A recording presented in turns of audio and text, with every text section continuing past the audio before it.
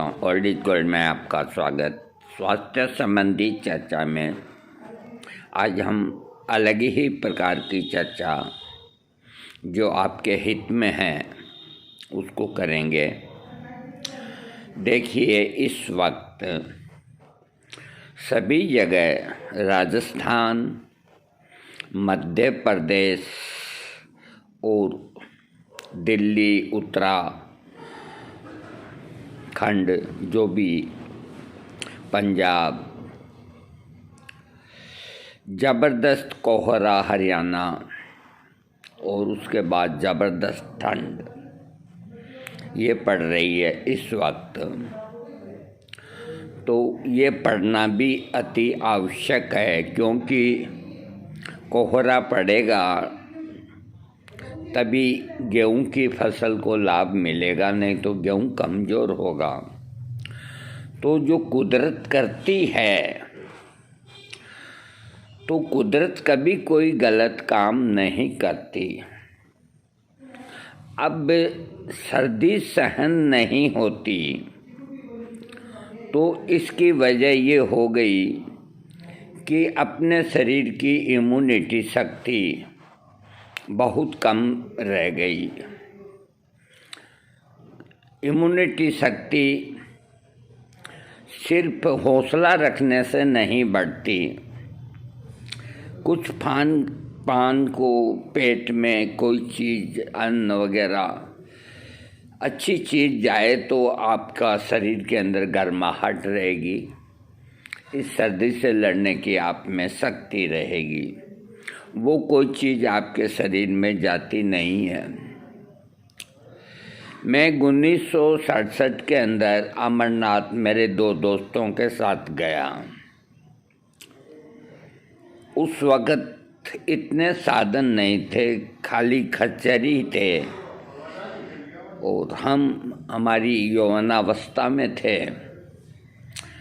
तो हमने विचार किया ऐसे ही चढ़ जाएंगे। उस वक़्त न कोई एंट्री होती थी, न कोई फॉर्मेलिटी होती थी, न कोई लूट थी, न कोई खसोट थी।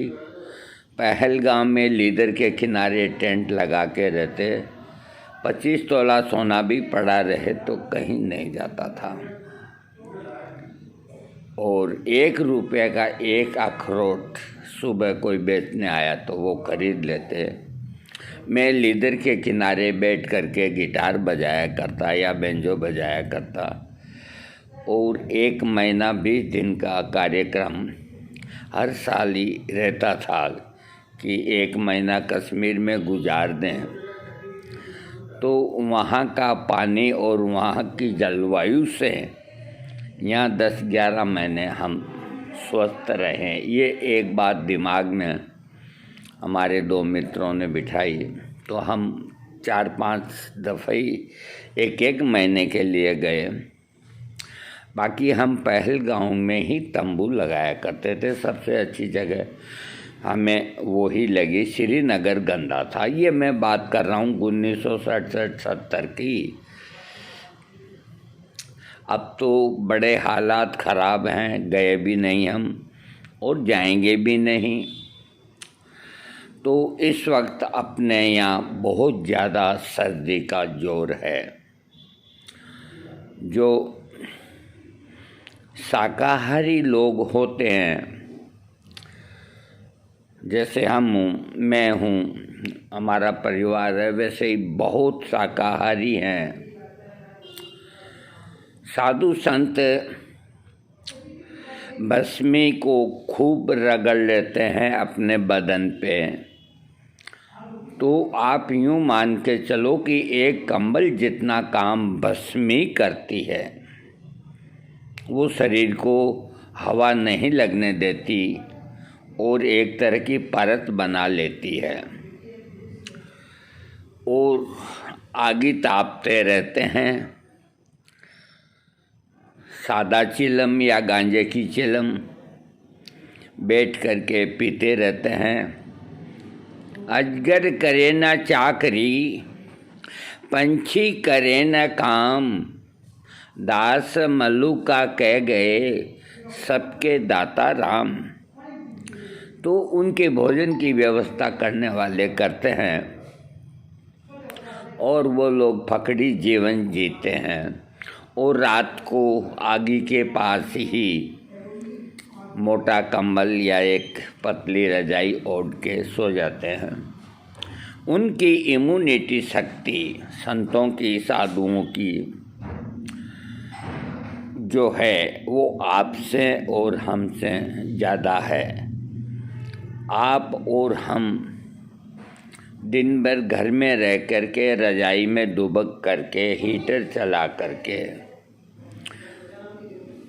जो गर्मी को भगाने, सर्दी को भगाने की कोशिश में हैं, ये सब है जो अंदर से दिन दिन अपने शरीर को कमज़ोर करते हैं।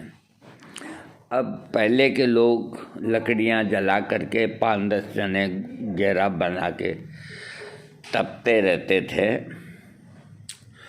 तो उनके शरीर के अंदर गर्माहट पहुंचती रहती थी।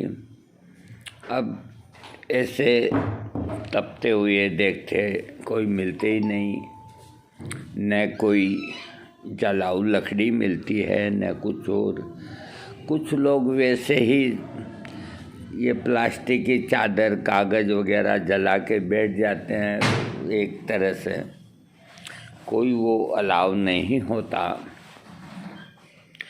तो मैं आप लोगों को जो शाकाहारी हैं, और सभी अगर शाकाहारी हों तो भी अच्छी बात न है, वो अपना खान पान, जैसे जो अंडे खाने वाले होते हैं तो वो सुबह अंडे का नाश्ता लेकर के आते हैं, तो उसके अंदर इतनी गर्माहट होती है कि वो दिन भर आदमी को गर्म रखती है, तो वो कम कपड़े पहनते हैं। जितने लबादे कपड़े शाकाहारी आदमी पहनता है, मांसाहारी नहीं पहनता, क्योंकि उसके शरीर के अंदर गर्म चीज़ जाती है। और जो पीने वाले हैं उनकी कोई चिंता की बात नहीं, वो इस वक्त विस्की की जगह रम पिएंगे। रम पीते ही गर्मी आ जाती है। वैसे देखा जाए तो रम कोई गलत चीज़ नहीं, अगर आप इस ठंड को भगाने के लिए पीते हैं तो। अरे आप अगर नशे के लिए पीते हैं तो हर चीज़ गलत होती है। तो अब शाकाहारी आदमी के लिए क्या करें? तो देखिए, एक बात हमारी ध्यान से आप सुने, आप थोड़ा अपने खान पान के अंदर थोड़ा तब्दील करें।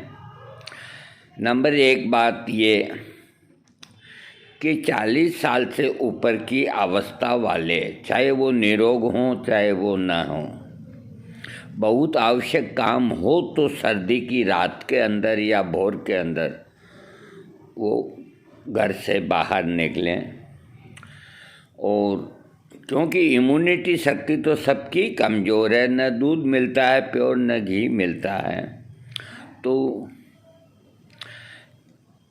और जिनकी आयु, जैसे मान लो मैं हूँ 78 पे जा रहा हूँ, तो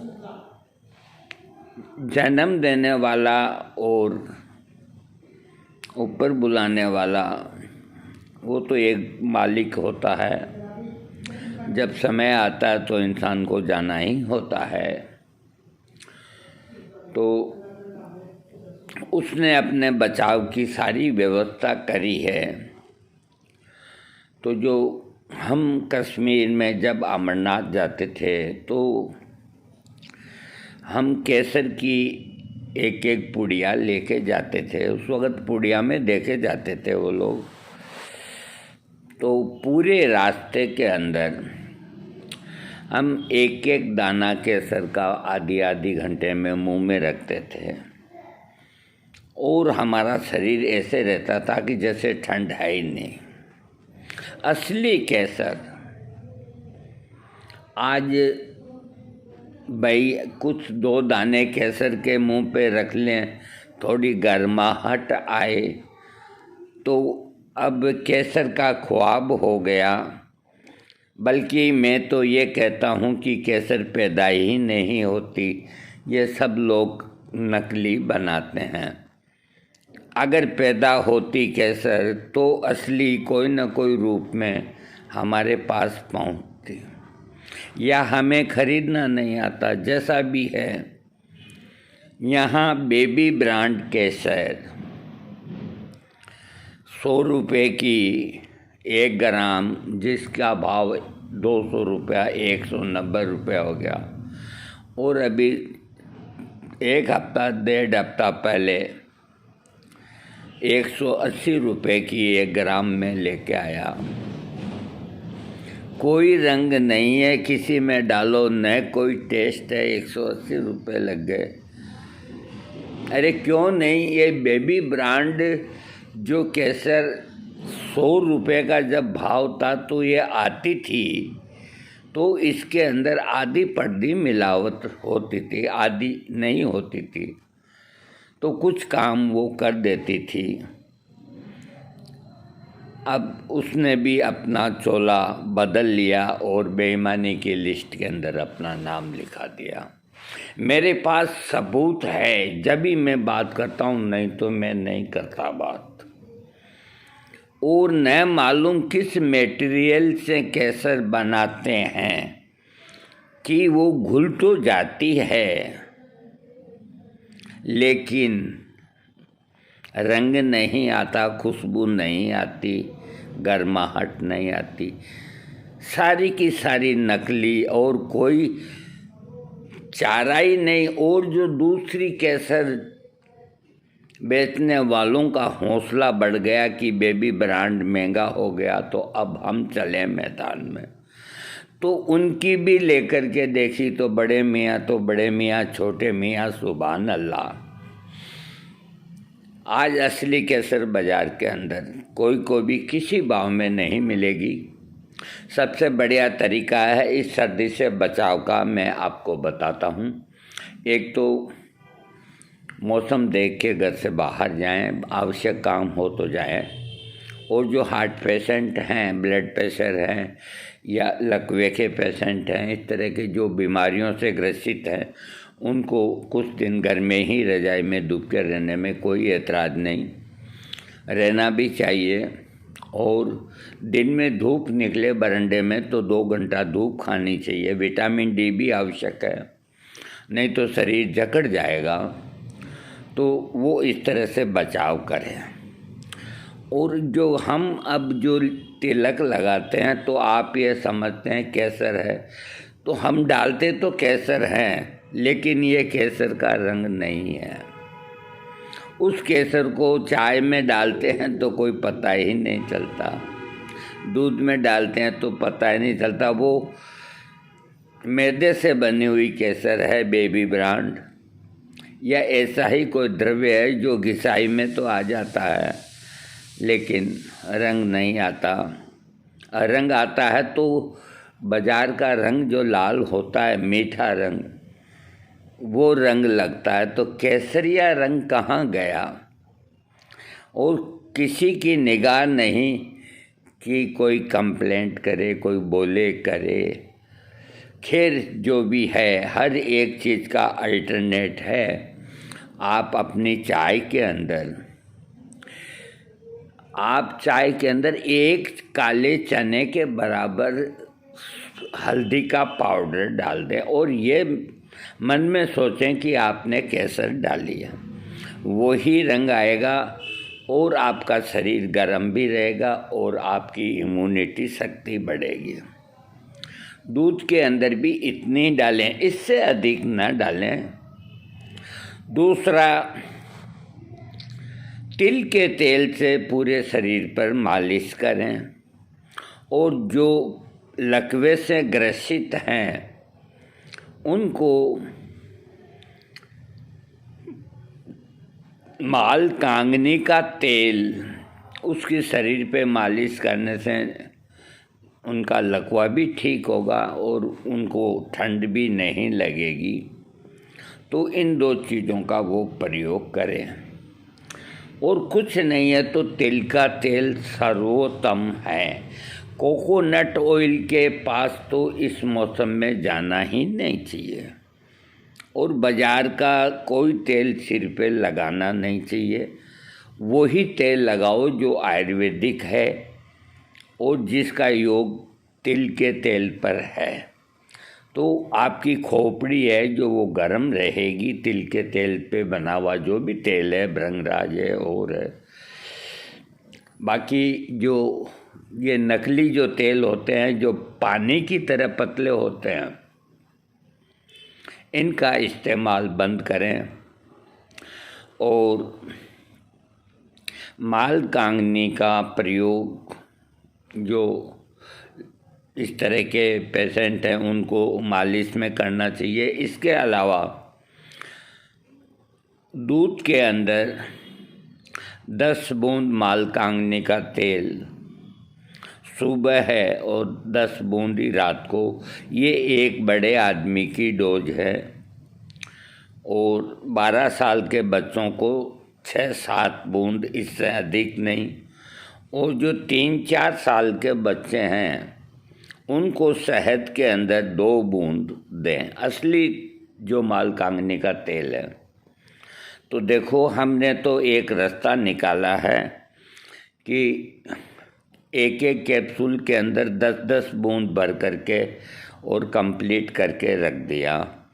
अब एक कैप्सूल सुबह ले लेते हैं, ऊपर दूध पी लेते हैं, एक रात को ले लेते हैं, ऊपर दूध पी लेते हैं, न मुँह कड़वा न कुछ और। इससे दिन भर शरीर के अंदर गर्मी रहेगी। शाकाहारी आदमियों के लिए कह रहा हूँ मैं। और सब्जियाँ ऐसी प्रयोग में लाएं जिनमें गर्माहट रहती है। गरीब आदमी इस वक्त लहसुन पे ज़्यादा जोर देता है और वो शरीर को गर्मी रखती है, तो लहसुन की सब्ज़ी बना के खाएं। अदरक की सब्ज़ी बहुत अच्छी बनती है, कभी आपने बनाई या नहीं बनाई मुझे पता नहीं। छोटे छोटे गुट्टे करके अदरक के, और उसके अंदर कुछ हल्दी के गुट्टे और कुछ उसके अंदर लहसुन के गुट्टे, और बढ़िया उसको बंगाल लगा करके और तिल के तेल के अंदर आप उसको बना करके अगर खाएंगे तो आपको ऐसा लगेगा कि शरीर में जैसे बहुत ताकत आ गई। तो कुदरत ने इस मौसम से बचने के लिए शकरकंद पैदा किया है। तो धूप के अंदर अमरूद खाएं और रात के समय शकरकंद सेक करके खाएं, आपको कोई नुकसान नहीं होगा। एक 5-10 खा गए तो वो बात अलग है, 1-2 में कोई नुकसान नहीं होता।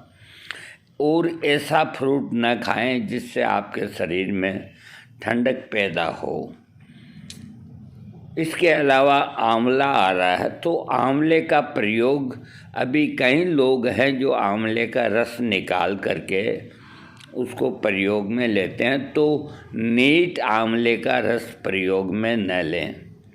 आंवले के रस के साथ में नीम गिलोय का रस ले सकते हैं, थोड़ा शहद ले सकते हैं, अदरक का रस ले सकते हैं, कुछ मिला करके लें तो ये आपकी इम्यूनिटी शक्ति को बहुत बढ़ाएगा।